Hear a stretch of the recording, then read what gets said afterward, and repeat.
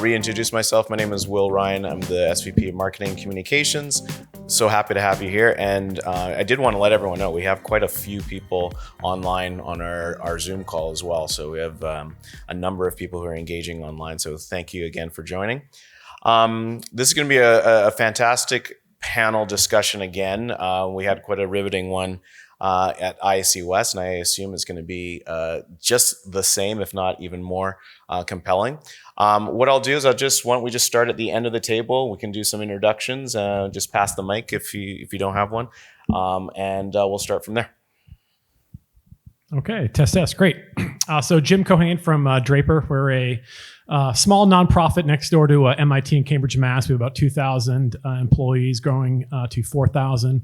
We're in the aerospace defense business, so a lot of government compliance, regulatory requirements, so very similar to airports, just on steroids with handling classified data, confidential data. And I've been there for just about a year. Prior to that was over at Amazon Web Services running the government's classified cloud. And then prior to that, a Air Force and government guy by trade, spent many years at the National Security Agencies. That's a bit about me. And again, based out of Cambridge, Massachusetts. Yeah, Cornelius Tate with Bank of America. I've been with the bank about 5.5 years. Very pleased to be here. Thanks for the invite. Definitely look forward to this discussion. Sitting next to my partner here from Wavelynx. We're a big customer of theirs.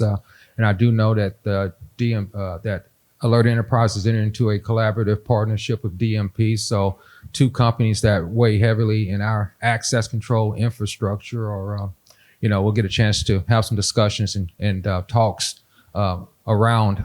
As far as background, it's like I said, I've been with the bank about 5.5 years. Prior to that, a small startup bank, and prior to that, 28 years in the Secret Service. It's great to meet you. I'm Rob Leidick. I'm the president of Wavelynx. I've been at Wavelynx a number of years, and at Wavelynx, we're the number 2 reader access control reader manufacturer in the world, and are leading the way into mobile credentials with the wallet. And we have an excellent relationship with Alert Enterprise in marrying logical and physical access as well as governmental compliance. So I'm very grateful to have the opportunity to sit with you fine gentlemen, and thank you to Alert for having me. Thank you. Very nice to meet you all. And this is Vikas, Chauhan, Head of Services and Customer Success. I did a lot of roles in engineering and was part of Virsa Systems. That was the company which we sold to SAP to create SAP GRC as one of the business unit. So at Alert Enterprise, I'm working for all customer implementations, making sure they're successful and those implementations are delivered on time, as well as I do participate a lot into solution architecture, solving GDPR-related deployment issues and all that. And now next is mobile credentials. So that's what we're working on. Fantastic. Welcome, everyone. So let's get started. A lot of the discussions in the customer presentations today, I felt there was a thread within them. There was a number of threads, but one of them was the fact that there is IT that does their thing, and there's physical security that does their thing. However, all of our customers at some point have been able to bridge that gap in some way, whether it be from a business case, just to say, hey, we should work together, or actually converging some IT and physical systems. So the first question is really about how do you balance working those two sides together? How do you build those relationships? How do you bridge those relationships? And what strategies have you found that are effective at doing that? So essentially, how have you been able to build connection with the IT from a security perspective in order to get done what you need to get done? And then the follow-up question to that is, how has Guardian helped with that from a platform perspective? So maybe I'll start with you, CT, and then we'll go from there to Jim. Yeah, it really does take work. I mean, it doesn't just happen naturally. Some of the things that I was involved in the bank was to actually work to establish some of those synergies as it exists between the physical as well as the cyber side. An example, one of the things that we're doing right now that is pretty big in the bank as we work toward getting towards mobile credentialing is we're doing it with Rob and a company called IDEMIA to actually upgrade our current physical cards. And those cards right now are just single purpose. And the single purpose is just to gain access into our admin facilities. And what we're involved in now is a complete rebranding or complete rebadging rather, as well as rebranding of our existing physical badges, but we're have partnered up with our cyber team at the bank, and we're incorporating a PIV chip so that card will have dual purpose, be able to authenticate onto the network, as well as to gain access into all of our admin facilities. The beauty of it is that approximately 3 years ago, we went through a major upgrade, and that upgrade amounted to replacing all 21,000 of our access readers. And when we made that choice to do so through our partner Wavelynx, we made the upgrade to go to a tri-mode reader, and that reader is capable of infrared, IR. They can do near field communications, NFC, as well as Bluetooth. Our prior readers could only do IR. So we are poised and positioned just based on the existing infrastructure to be able to go from the current flat card to a smart card that has dual authentication, as well as using NFC, be able to pivot into the mobile credential market. So that will help a lot because, for one, from a cost perspective, we've already made that huge infrastructure investment, and the bank is, like I say, we're really looking forward to going to the mobile platform. There'll be some challenges. All of our employees do not have bank issued phones, so we're looking at what considerations need to be made, maybe from a legal perspective, if people are using their personal mobile devices. But that is something that, an example of where the physical and the cyber are actually, working together. So it sounded like you were future-proofing your system by thinking ahead a little bit about what your physical infrastructure was like, but supporting what that could look like in the future to support more digital sort of interfaces like mobile credentials. Yeah, absolutely. And what you hear a lot is every person that came up to speak it always comes back to the budget. It always comes back to the budget, but this will be one where going to a mobile credential, we'll be able to show the ROI immediately. Because the mobile, if you look at the, just kind of throw some numbers out there. If you look at the cost of producing a card, that's approximately $16 per card because it has the PIV chip. It has dual formats, things such as DESFire and the procs. It has all those standards built into the card. So it's a pretty pricey card. And that does not count the cost of printers, the ink, the people hours that it takes to produce these badges, as well as then putting it in overnight mail. So it's going to really, I think, revolutionize from a time perspective, get those badges out into people, out into the field where people can download them on their device, as well as be able to use. And I know there's a lot of concern about mobile devices and battery life and things like that. But once again, what most people do not realize is that even if a phone is dead, they'll be able to continue to use that phone for 6 hours because it does have, backup power that exists. People just are not aware of it. Nice. Hopefully you can find a charger in that time, right? So Jim, your thoughts? Convergence is interesting, right? It's, I think it's really a blend of art and science. There's different camps out there. There's the typical, I won't want to use labels such as legacy or things like that. But, just on the walk over here today, Jezra and I had a good talk about the 3 Gs, right? The gates, guards, guns. And, that's your typical, physical security side, but today, if you have your cell phone, I think we're at 5G now. 3G was probably about 15 years ago. So, we had, the 4th G being Guardian, and then the fifth G being GRC, right, for logical side. Love so it. I think marketing's probably going to steal that now, but that's Yep, fine. done. I'll waive all Pretty rights. much done.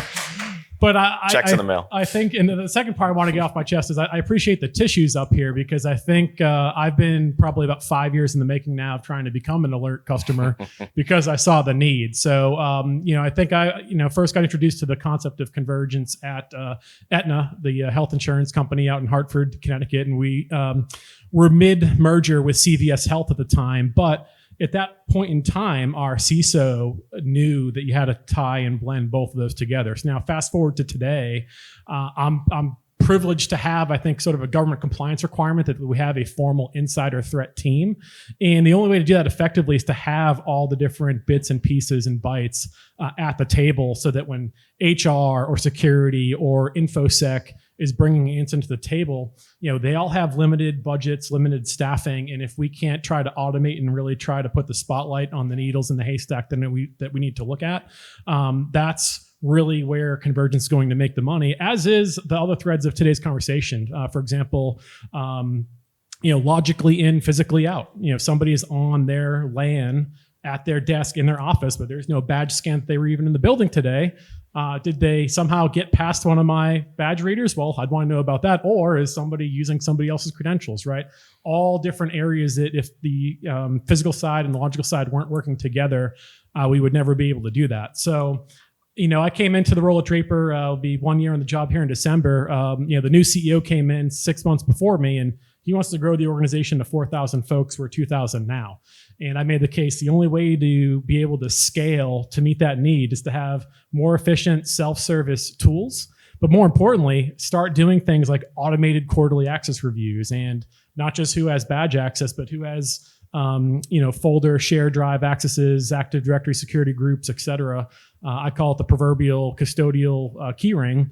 Over time, people collect a lot of keys on that ring. Do they actually use them? Probably not. But we're not enforcing principal least privilege from an automated perspective. It's only haphazard. If you don't have that systematic process down, we're just not going to be able to get there. And that's, I think, to the second part of your question, that's really what Guardian provides, is that automated, systematic way that it's. And I think the airport gentleman said earlier, it's auditable to 100%. That's right. Right, and all that's there. So that's really what we're looking forward to as we're rolling out our implementation right now, to be able to bring those tools and features, and more importantly, that self-service. I think previously people might have said frictionless, but Yep. whether it's logical, physical, that the experience for that employee and that manager is repeatable regardless of access type. It's Yep. access agnostic.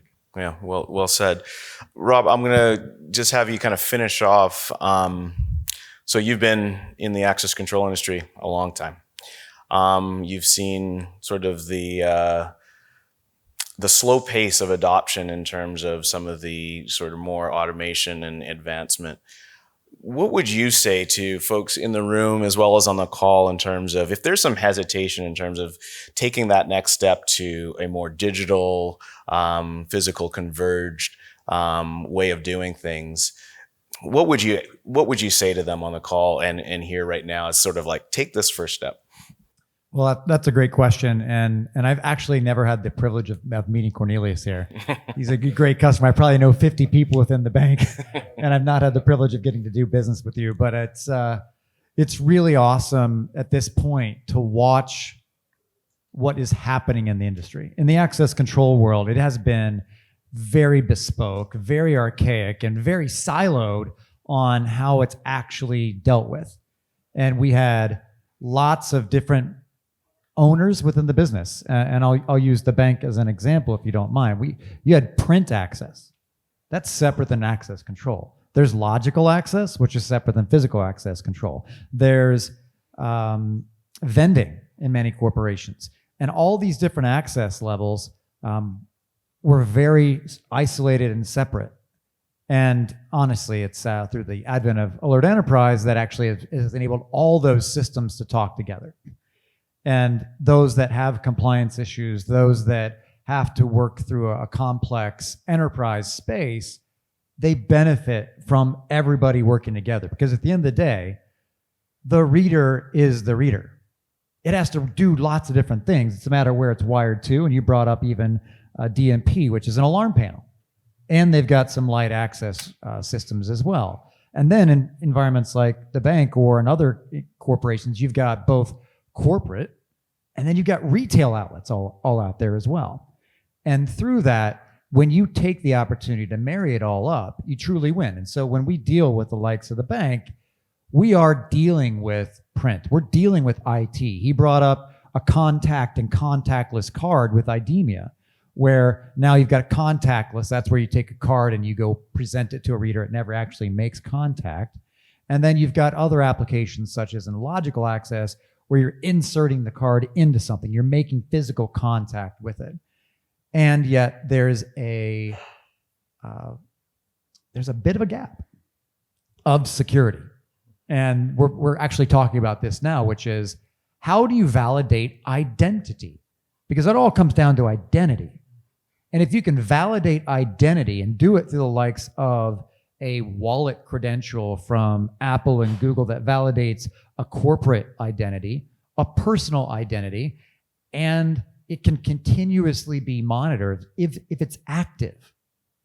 That's the beautiful world that we participate in now.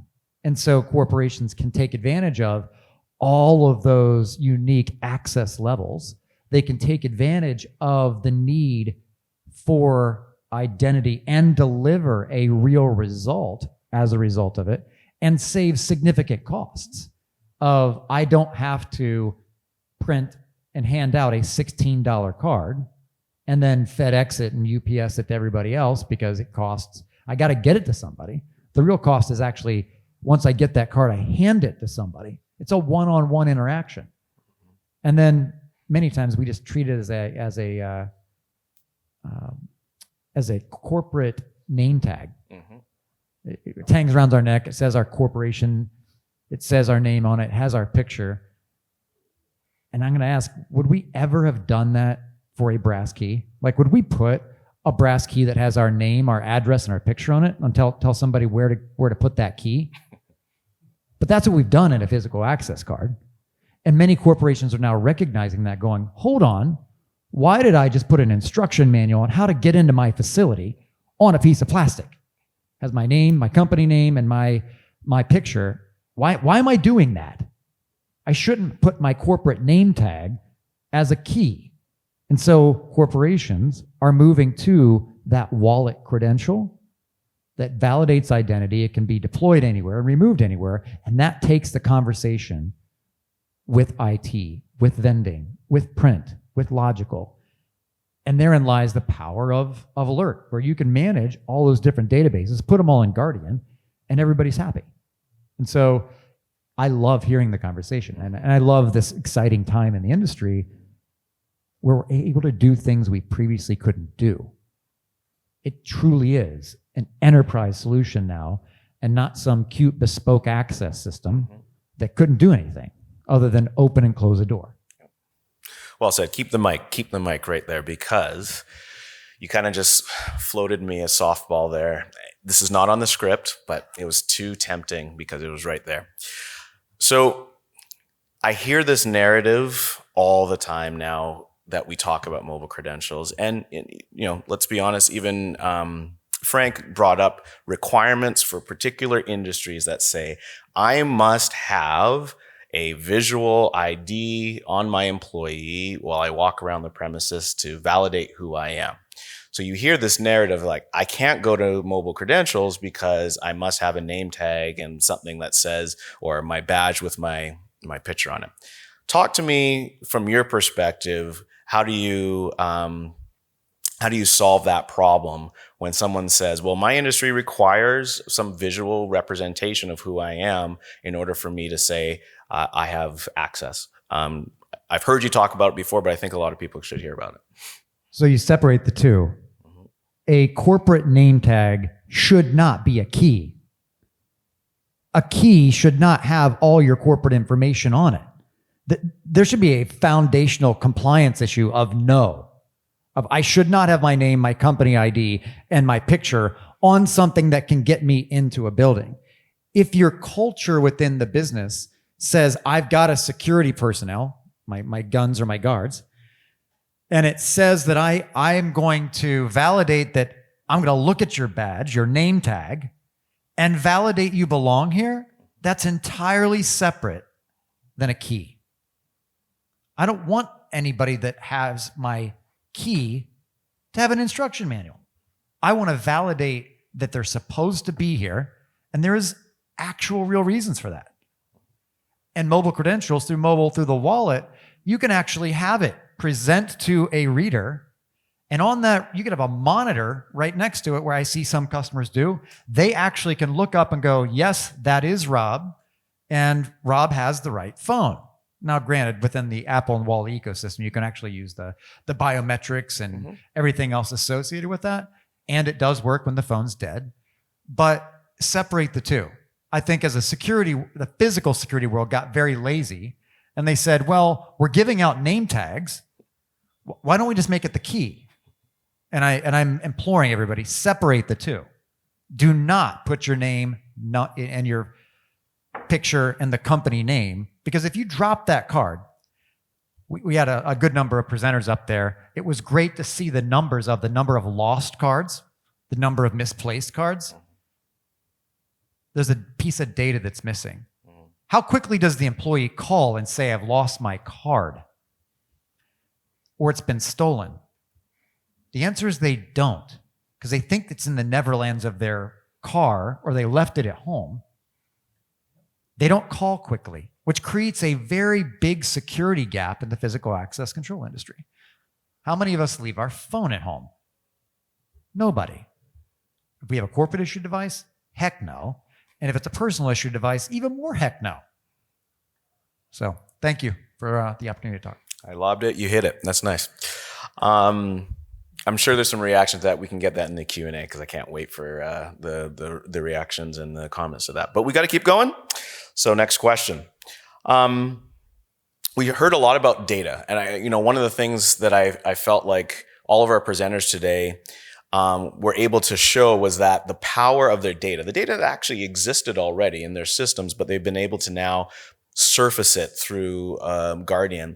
And then they can do some really powerful things. We heard how Zeb was really able to just create the sense of value of physical security, not only within just the security team, but HR, real estate.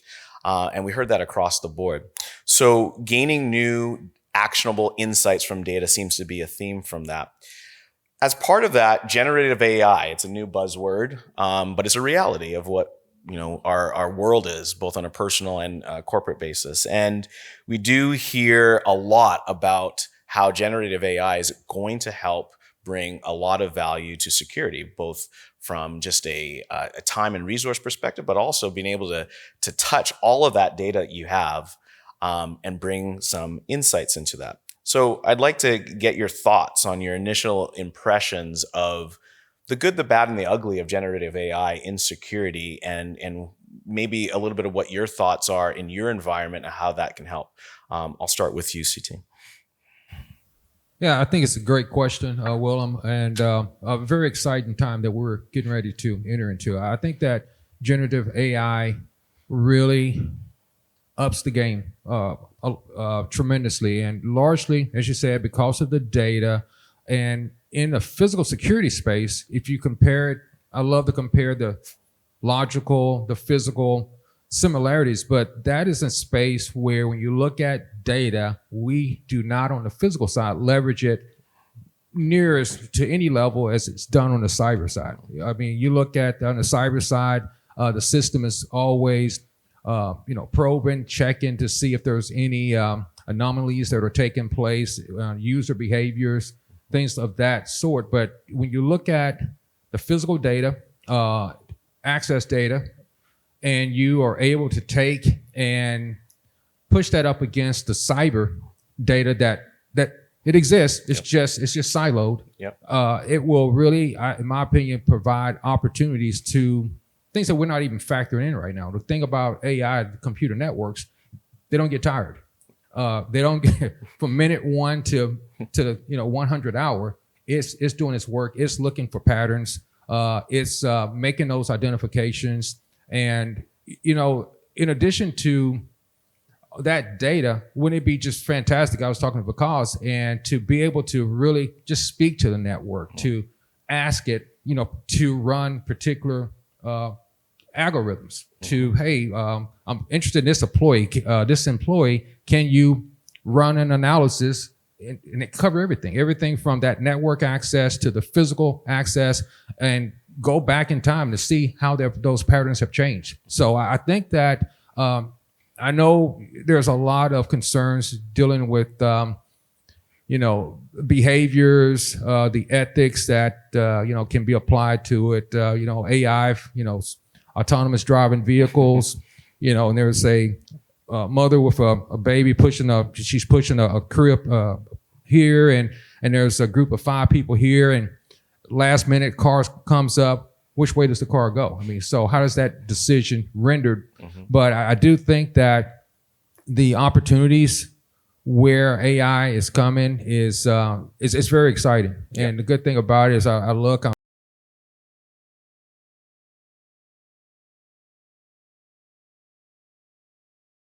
So it's just a really exciting, I think, opportunity. Jim, on the government side, what's being talked about there in terms of allowing that within the environment and some of the things that it could help leverage and provide, an advantage? Yeah, it's a great question. We're facing it right now. So part of the community we're in is the FFRDCs, or the federally funded research and development centers. I might have missed it, but Draper is a nonprofit, so we're very plugged into them. So we're right in between sort of big defense industry and really your university labs. So this question comes up very routinely on the CIO mail thread that we have. And the concern right now is, the engineers who are very similar to a fighter pilot, they just want to fly. An engineer just wants to, build things and tinker. They don't really think of the security or the regulatory aspects. The good news, though, is the big dogs such as Microsoft and Google Cloud, they are actually creating these sort of certified closed cloud AI, so bring ChatGPT to essentially a secured or closed off environment, so that if you were to query it with proprietary data, it's not sharing. There's no risk that somebody else can go in and view your queries. That they're sort of closed off, but you can still feed in the pipe, if you will, to make the AI smart. So we're really there, like right now, trying to actually beta test some of these features and to turn them on, because as I was sitting here, we all have the same use cases. I mean, how many times, especially nowadays with the hybrid workforce, does my facilities team come and ask, hey, how much space are we actually utilizing today? Or, the parking garage folks wanting to know how many spots we're using so they can, invoice employees for our urban populations where they need to pay for parking. I mean, if I could provide a customer-facing chatbot that they could handle some of these inquiries and never touch my team, that would be huge. And more importantly, what I think AI really has the opportunity to do is back to that behavior aspect where, a security team, can maybe only on the spot find and flag certain aspects. But I'd say, hey, we're starting up an incident report on so-and-so,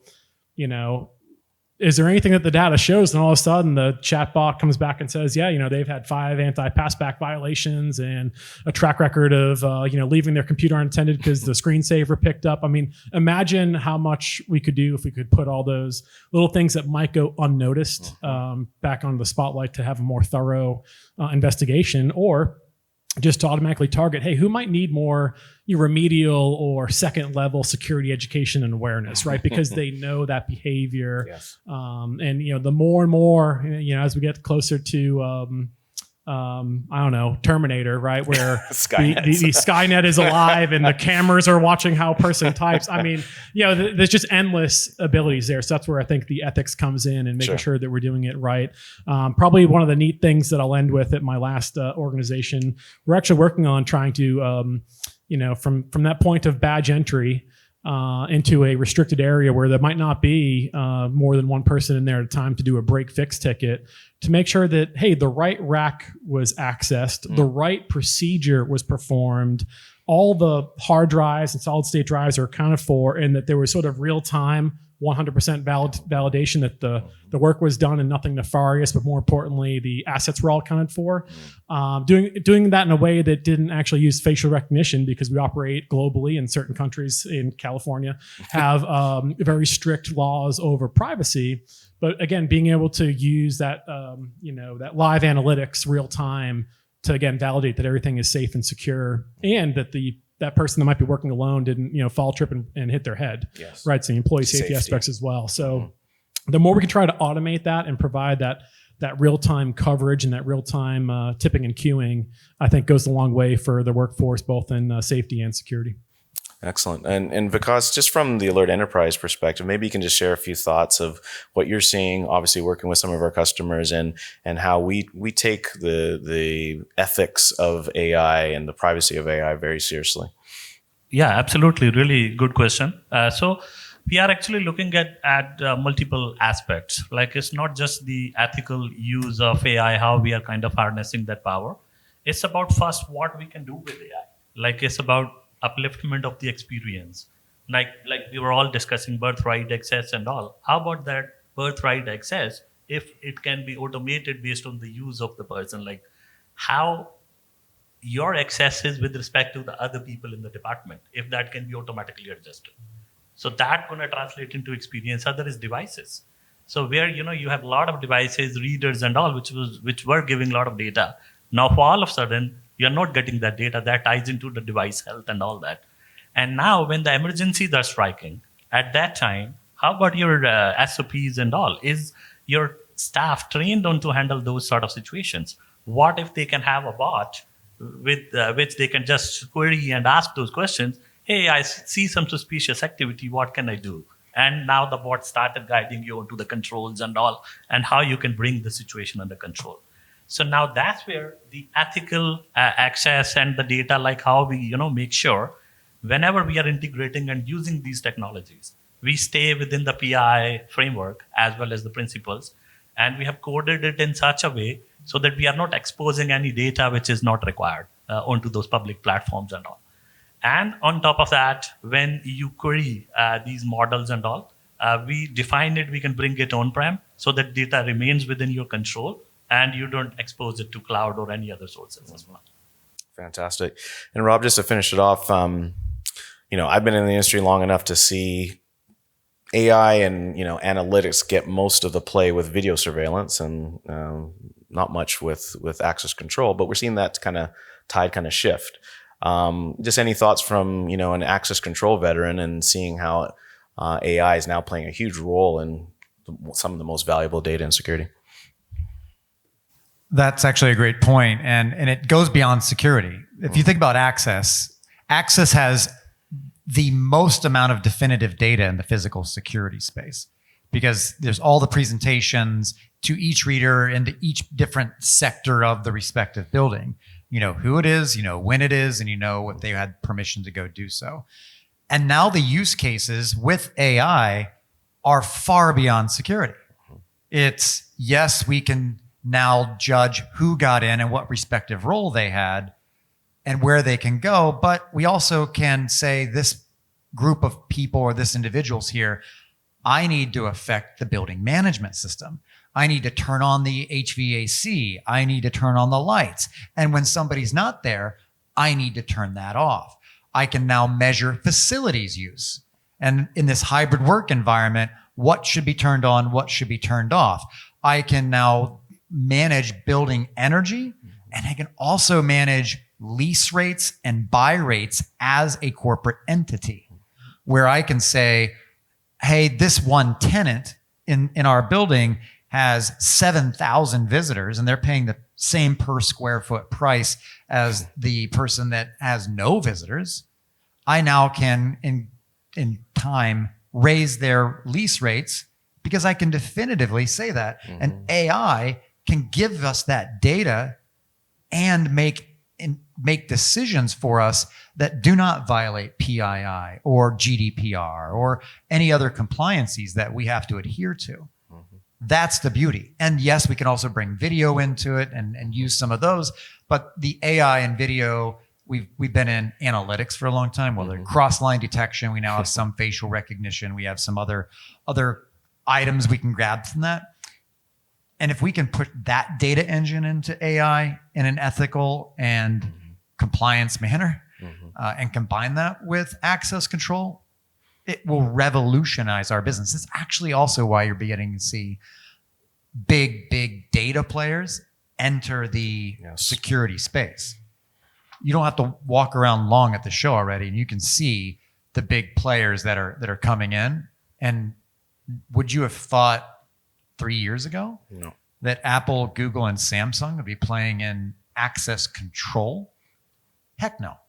Why? There's lots of reasons why, but this is just the tip of the iceberg.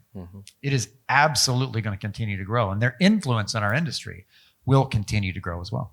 Yeah, a great answer. And, one of the reasons why I just feel that there's so much opportunity for those on the call listening and here, physical security, we do what we do, but there is a next evolution. And we're at a critical point where we can begin to influence a lot of the direction of where this industry goes if we're willing to embrace new ways of approaching how we do things. All right, so let's wrap it up. I have one more question on the docket, and then I'm going to ask you just one quick personal question that we can end with. So we've talked a lot about the GSOCs or the SOCs of each company that has presented today. Some larger, some smaller. And one of the things we talked about was ROI and how to measure that and present that to your corporation. Along with you talked about, Jim, a little bit about some of the insider threat programs as well.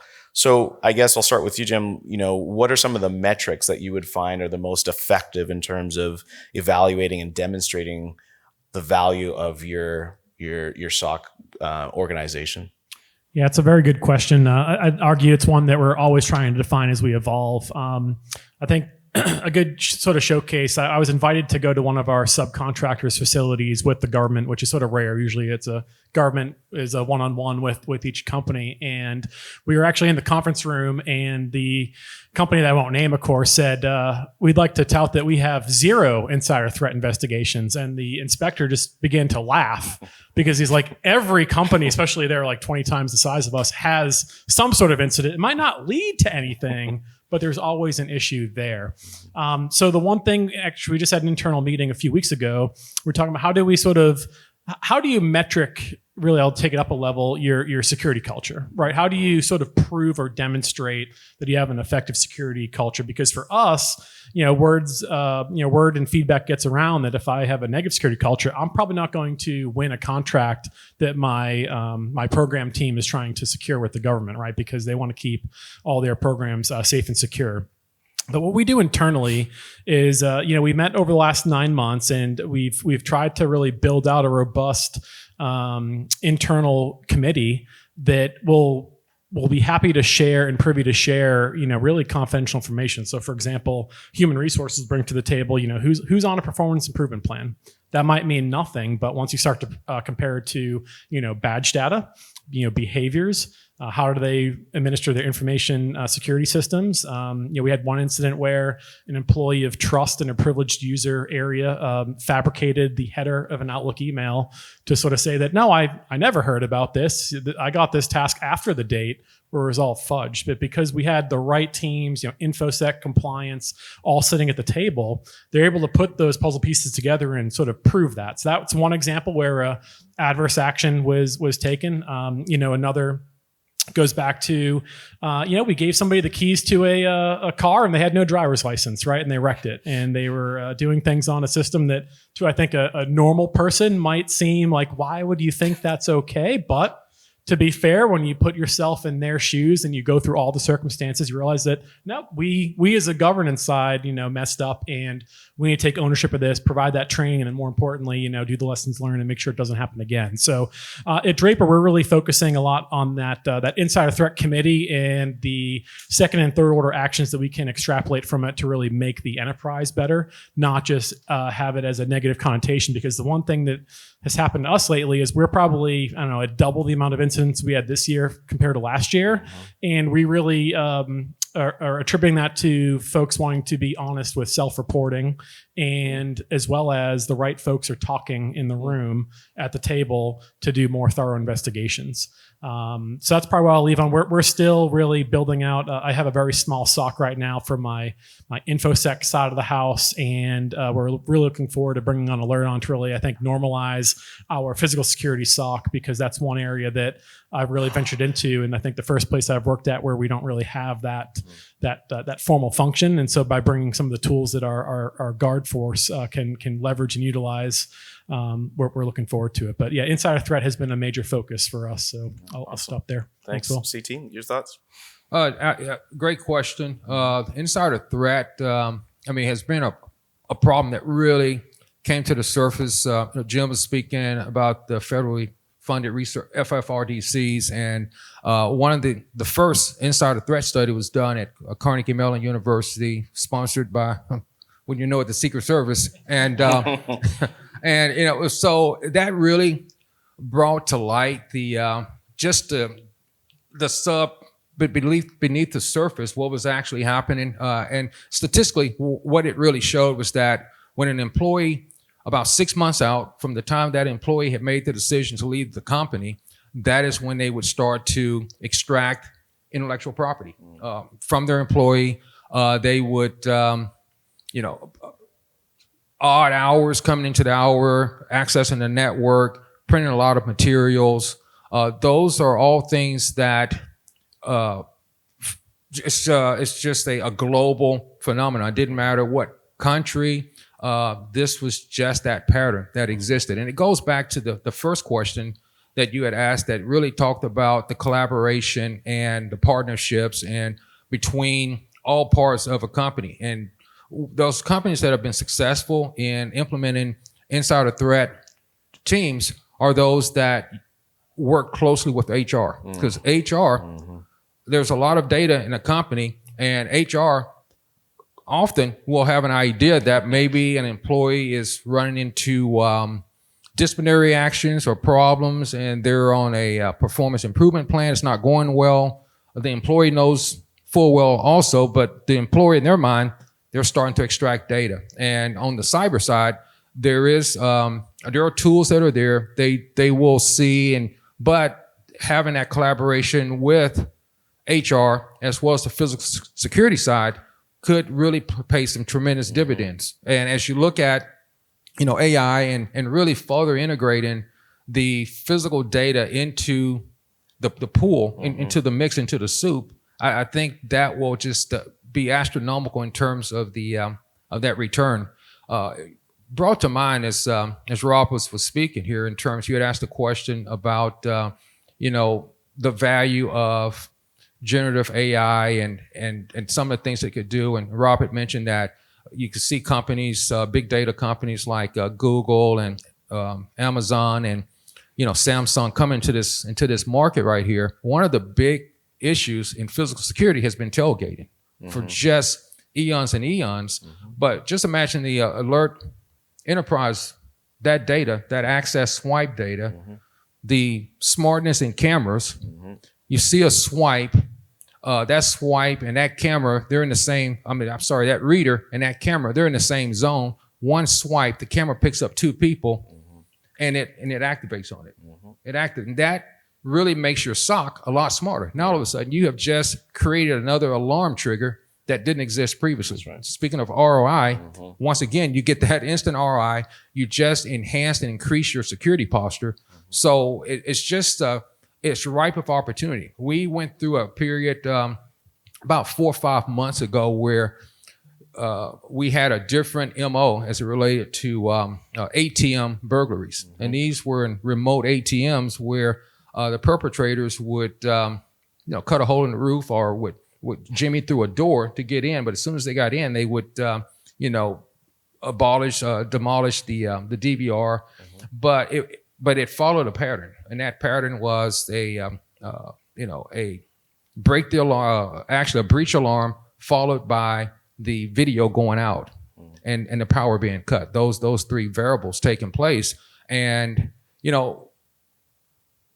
AI, a machine can do that so much better in terms of identifying that and can do it a lot quicker. So another example, I mean, those are things that feed back into the SOC. And as we step into this next path on the journey, I really am just excited because once again, we're talking about things that enhance in capability that really may not, and if it does, it would be just a very small investment in order to gain that additional capability, but the return on it would be astronomical. So I think it's a business case that really presents and paints itself. Well, on that note, I think you couldn't say it any better. Thank you for everyone joining, and have a good rest of your show.